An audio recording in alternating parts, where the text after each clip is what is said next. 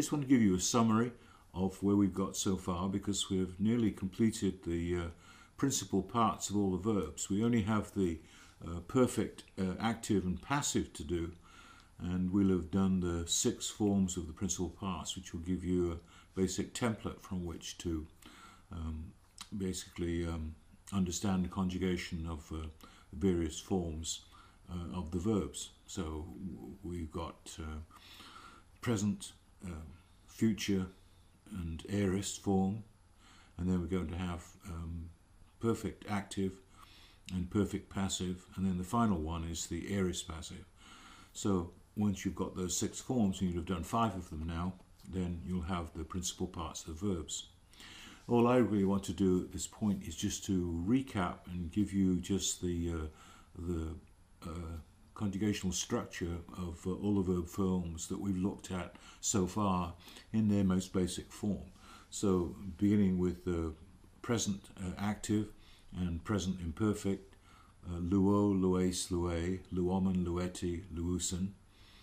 Imperfect active, eloon, with the augment, and then the endings beginning with the first person and the third person plural exactly the same. Eloon, eloes, eloen, elomen, eloete, eloon. So there's, now we've got the present and imperfect active. Let's do present, middle and passive, and imperfect middle and passive. Luomai, lue, luete, luomitha, lueste, luontai. And then the augment, eloomein, elou is that unusual second person, eloetai, eloomitha, lueste, eloontai. So there's the middle and passive. The next one is a future active and future middle.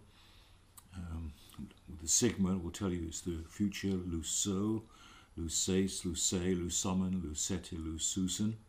And then future middle, lusomai, luce, lucetai, lusomitha, luceste, lusantai.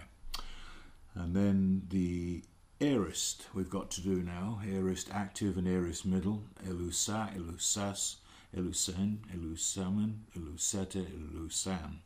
And then aorist middle, elusamen, eluso.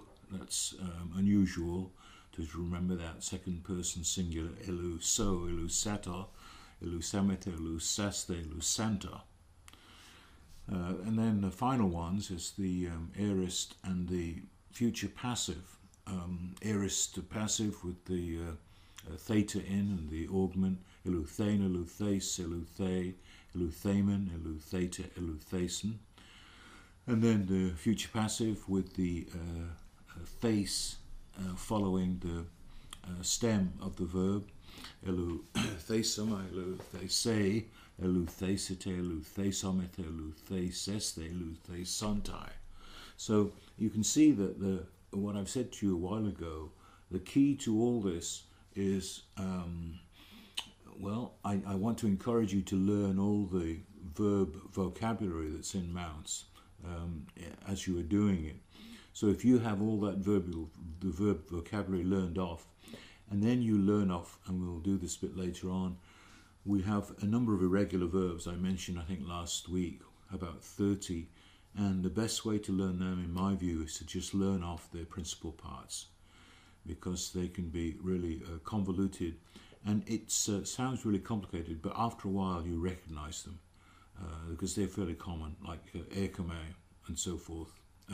Lego, all their principal parts would be quite different from what we're used to in terms of the paradigm. But once you know those, in other words, once you've got the verbal vocabulary of verbs in Mounce, and then you know the basic template of what we've done with the perfect and pluperfect, active and passive, and then in conjunction with knowing the principal parts of about 30 verbs, then you'll feel, you'll be really confident in handling whatever you translate.